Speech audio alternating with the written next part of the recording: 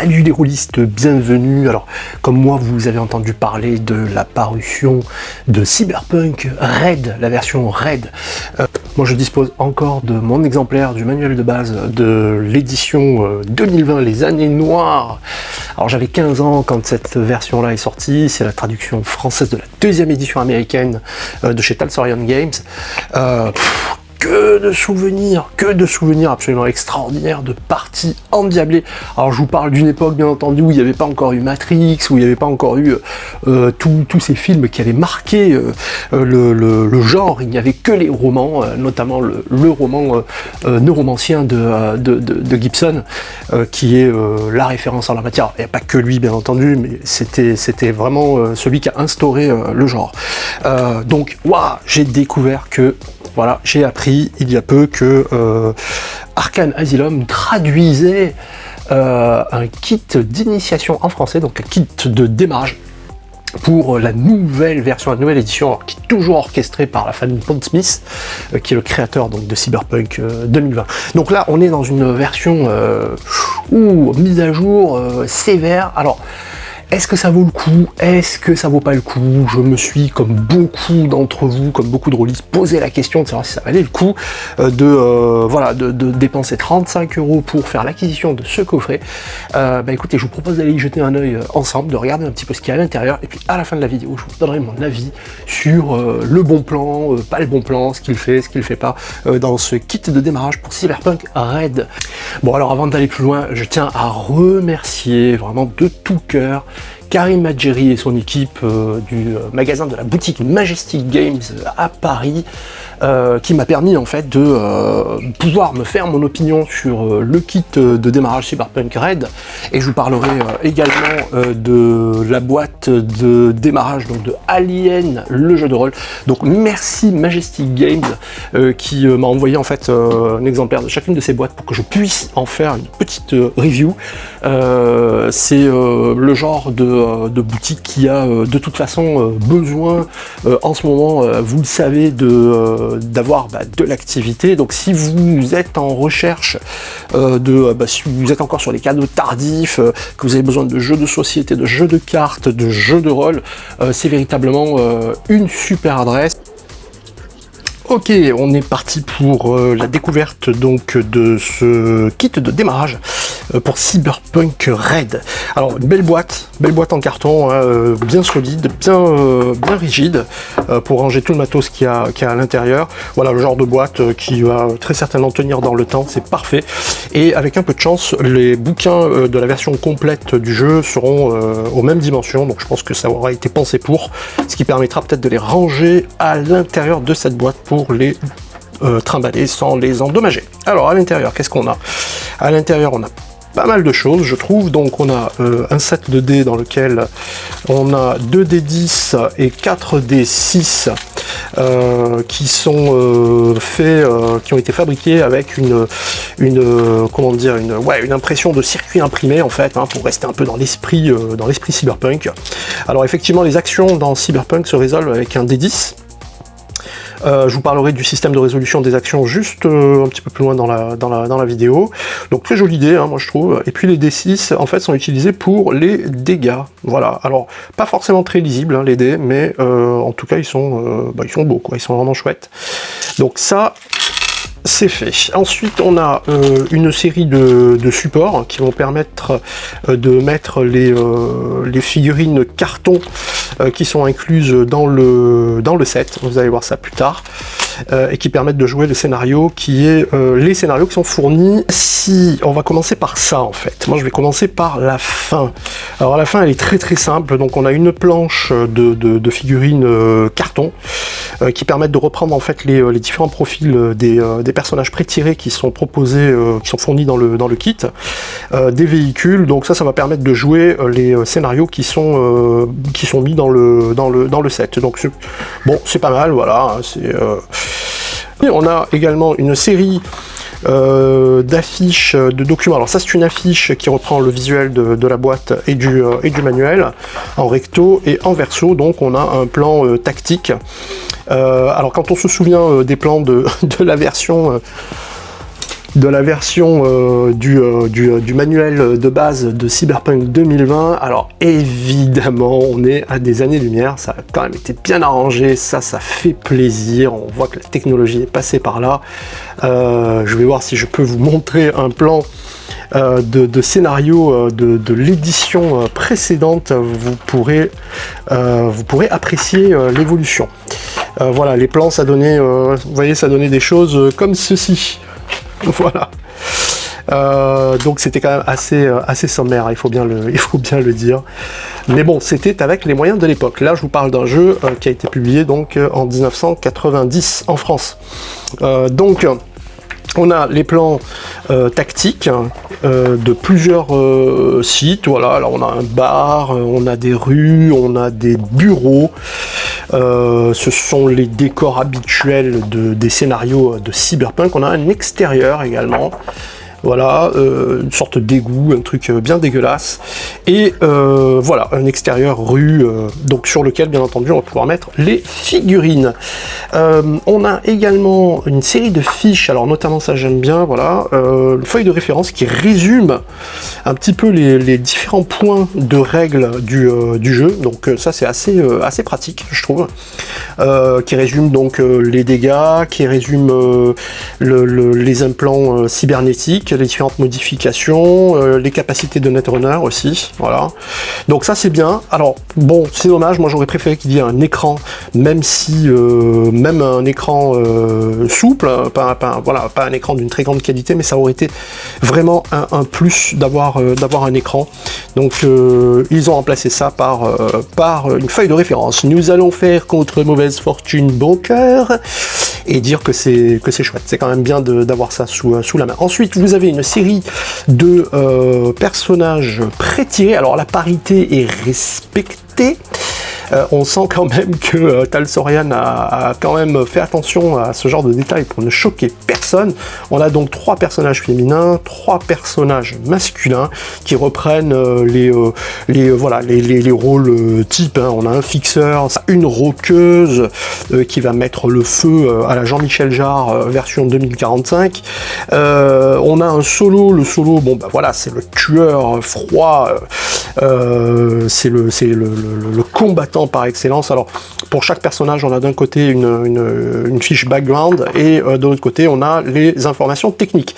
Ils ont pris le soin également de laisser en fait des espaces vides pour que le joueur puisse s'approprier le personnage.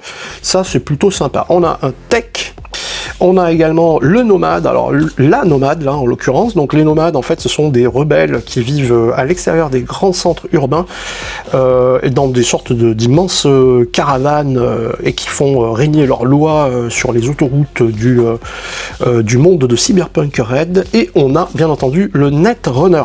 Alors en fait il y a quand même quelque chose à remarquer concernant Cyberpunk. Alors là je m'adresse à ceux qui ne connaissent absolument pas le jeu, c'est qu'il y a quand même beaucoup de similitudes entre les types de classes de personnages qui existent dans Cyberpunk Red et le grand ancien Donjons et Dragons. Vous voyez par exemple le nomade quelque part c'est un petit peu le ranger de D&D, le solo bien entendu c'est le guerrier, la roqueuse c'est la barde, enfin c'est vraiment la fonction de barde, fixeur quelque part c'est un petit peu le roublard, hein, puisque le fixeur en fait c'est celui qui connaît toutes les règles de la night, qui est capable de vous dégoter tout ce qu'il faut quand il faut, une sorte de Huggy les bons tuyaux. Et le Netrunner c'est rien d'autre que une sorte de magicien en quelque sorte, hein, si on compare à Donjons et Dragons. Donc on retrouve un petit peu des fonctions classiques dans un groupe.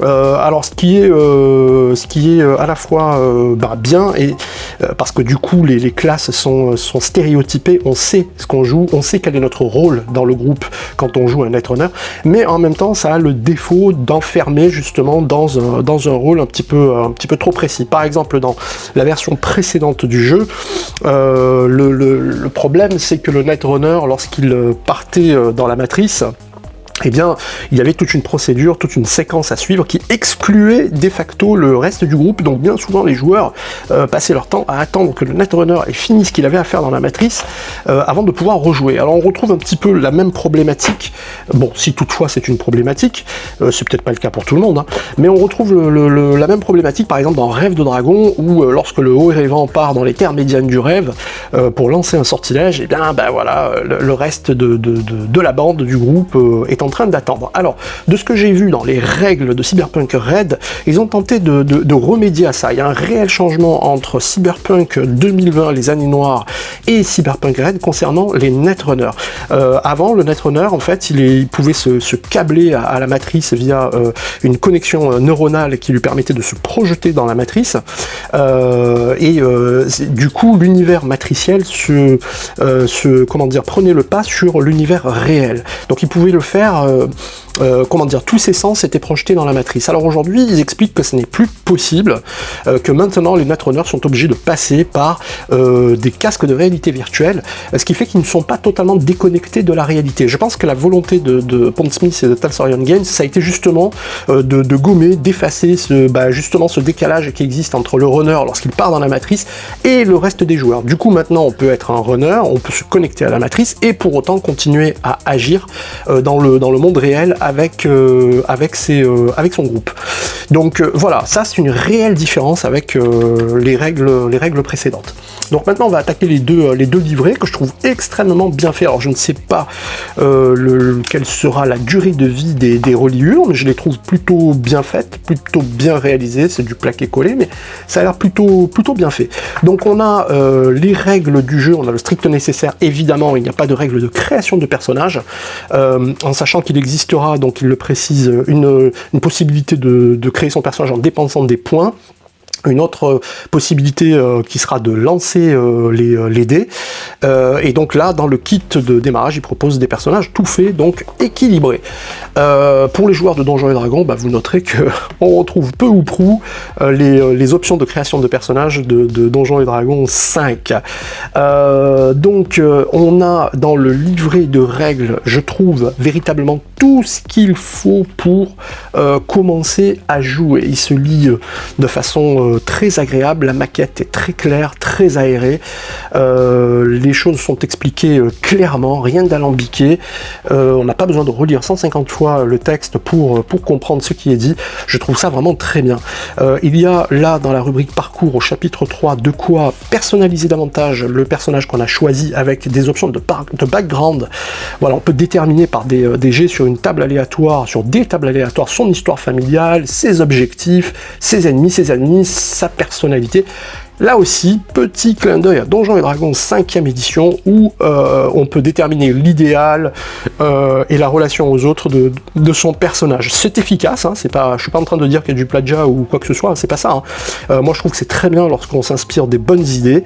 Donc voilà, je trouve ça efficace, c'est très bien fait. Quand on débute, on a des informations claires sur le rôle qu'on va jouer et sur les relations que son personnage entretient avec le monde autour de lui et le reste du groupe. Donc on a une belle explication de texte sur ce que c'est que le monde de 2045. Tel qu'il se présente, c'est plutôt bien fait. Moi je trouve qu'il y a beaucoup de texte, c'est quand même, ils n'ont pas lésiné sur le contexte, je trouve ça vraiment très bien. Moi j'avais peur que ça soit assez bref, assez rapide, et en fait non, pas du tout. Je trouve qu'ils prennent bien le temps d'expliquer ce qui s'est passé entre 2020, qui est les années 2020, qui sont les années par défaut de Cyberpunk, de la 2e édition qui était parue en 90, et le contexte d'aujourd'hui qui est 2045. Donc ils expliquent bien tout ce qui s'est passé, 3e, 4e guerre corporatiste, et surtout le pourquoi Cyberpunk Red. Autant on sait pourquoi les années noires, hein, pour Cyberpunk original de la 2e édition, mais autant moi je me suis interrogé sur le Red. Alors pourquoi Red?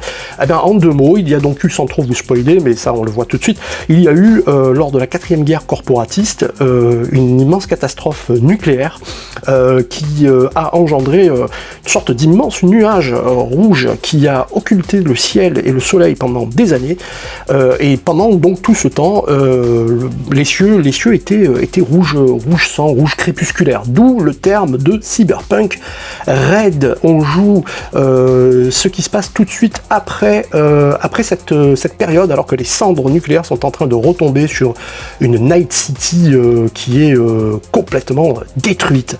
Alors, excellent aussi, chapitre 7, baston du jeudi soir, en petit clin d'œil au livre de règles original, où les règles de combat s'appelaient donc baston du vendredi soir, fusillade du vendredi soir, pardon. Donc baston du jeudi soir, ça se veut être un système de règles épuré. Et effectivement, il est épuré. Alors, en 2 mots, le système de règles de résolution d'action est très simple, hein. On lance un D10, on rajoute la caractéristique et la compétence qui s'applique dans l'action en question, on a un seuil de difficulté à atteindre, basta. On lance les dégâts de l'arme, on déduit la protection, et voilà, on enlève ça au point de santé. Et voilà, et je vous ai expliqué le système de règles. Alors non, il est un petit peu plus subtil que ça. J'aime beaucoup les manœuvres qu'ils ont incluses dans le système de règles. Alors là aussi, ces manœuvres-là sont meilleures que celles qui étaient proposées dans le jeu original de 1990. Vous avez là aussi des manœuvres qu'on a déjà vues dans Donjons et Dragons 5e édition. À savoir, moi j'aime beaucoup par exemple la manœuvre, voilà, vous êtes étranglé. Effectivement, étranglé, c'est quand même quelque chose qu'on voit assez régulièrement dans les films, dans les séries, lorsque les protagonistes se prennent à la gorge et qu'on se retrouve dans des luttes au dernier sang. Voilà, la manœuvre étranglée, lancer, agripper, attaquer, se relever, courir. C'est extrêmement simple, hein. Chaque personnage a droit à un mouvement. Alors là, je trouve juste une petit truc. Donc on parle d'action de mouvement. Alors, sauf erreur de ma part, je trouve que le terme est il n'a pas été choisi judicieusement. Parce qu'action de mouvement, ça laisse entendre qu'on va avoir des actions de mouvement à choisir, alors que pas du tout. En fait, il s'agit d'un mouvement. On a droit à un mouvement et une action simple. L'action simple pouvant être donc attaquer, agripper, se relever, courir. Voilà. Donc, très simple, très bien fait, très clair, très rapide, mortel aussi, puisque les armes peuvent avoir des dégâts dévastateurs. On a également des règles concernant le run, hein, pour les netrunners qui vont se jeter dans la matrice. Voilà, le net à l'ère du rouge. Donc, c'est vraiment très très bien fait. Franchement, moi je suis épaté par la quantité d'infos qu'il y a dans le kit. Ça permet véritablement de jouer sans aucun problème. On n'a pas de règles au rabais, quoi, hein. Ensuite, le deuxième livret, donc le livret d'univers, lui aussi vaut son pesant de calibre 12. On a alors là un background complet depuis, alors c'est une dystopie, hein, bien entendu, hein. Donc on a l'historique du monde depuis les années 90, avec les premières guerres corporatistes, etc. On arrive en 2020, qui était donc la période par défaut proposée par le jeu en 1990 lorsqu'il est paru, et on nous emmène jusqu'à nos jours, 2045. Qu'est-ce qui s'est passé? Les guerres corporatistes suivantes, les enjeux, l'état de l'Europe, du monde, des différents groupes d'influence qui existent encore à ce jour. Enfin, c'est vraiment très très chouette. Night City, alors Night City, c'est une ville imaginaire, hein, qui se trouve sur la côte ouest des États-Unis, et qui permet donc de mettre en scène ces scénarios. Alors là, voilà, là, dommage, typiquement, je trouve que là, une carte de Night City, alors même une carte sommaire, hein, aurait été la bienvenue. On a une description, mais bon, pas de carte, c'est assez difficile de se projeter du coup dans Night City. Bon, alors pour les gens comme moi qui ont encore les suppléments de l'époque, c'est bien, mais pour les gens qui vont débuter, je trouve que là, pour la peine, pour l'immersion, dommage, il manque quelque chose. Alors peut-être quelque chose qui pourra être rajouté par la suite en téléchargement sur le site de Arcane Asylum. On verra ça. Bon, très certainement, ça sera dans la version complète du jeu. On a tout un descriptif sur le quotidien, hein, voilà, comment on mange, comment on se défend, comment on s'informe dans les rues de Night City en 2045, comment on s'habille, le matos, la cybernétique, tout est décrit. Et comme vous pouvez le voir, on n'est pas volé sur le texte. Donc c'est vraiment très bien, quoi. Moi je suis vraiment épaté de ce point de vue. On nous explique également comment jouer à Cyberpunk Red. Alors quand je dis jouer, c'est-à-dire c'est comment véritablement retranscrire, pour le maître de jeu, retranscrire cette ambiance qui est propre à Cyberpunk. Donc c'est vraiment chouette, des tables de rencontre à Night City pour faire en sorte que aucune sortie ne soit une balade, une promenade de santé. Et enfin, on termine avec une série de scénarios qui exploitent donc les plans qui sont fournis, qui exploitent également les personnages pré-tirés. Donc franchement, complet, voilà, très bien. Je suis vraiment très épaté par le contenu du kit d'univers et le contenu du livret de règles qui permettent de bien s'éclater. Bon, alors si vous suivez l'actualité des jeux vidéo, vous savez très certainement tout le buzz, tout le bisbis qu'il y a autour de Cyberpunk 2077, qui est le jeu vidéo qui est sorti là il y a peu de temps et qui fait grincer des dents, un jeu vidéo qui était attendu par des milliers de fans et dont visiblement les finitions laissent à désirer. Alors vous l'aurez compris, rien de tel avec Cyberpunk Red, le kit de démarrage de Cyberpunk Red, que par contre là je trouve véritablement réussi. Donc à mon avis ça reste quand même un investissement intéressant, ça permettra vraiment de se faire une opinion complète sur le jeu et sur la proposition de cet univers. Si vous projetez de faire l'acquisition du livre de règles complet par la suite, ça sera un plus de toute façon indéniable, parce que le livret de règles sera un résumé très intéressant à avoir sous la main pour une référence rapide. Les feuilles de personnages pré-tirées vous permettront d'initier vos amis très rapidement. La feuille de référence sera la bienvenue également en cours de jeu.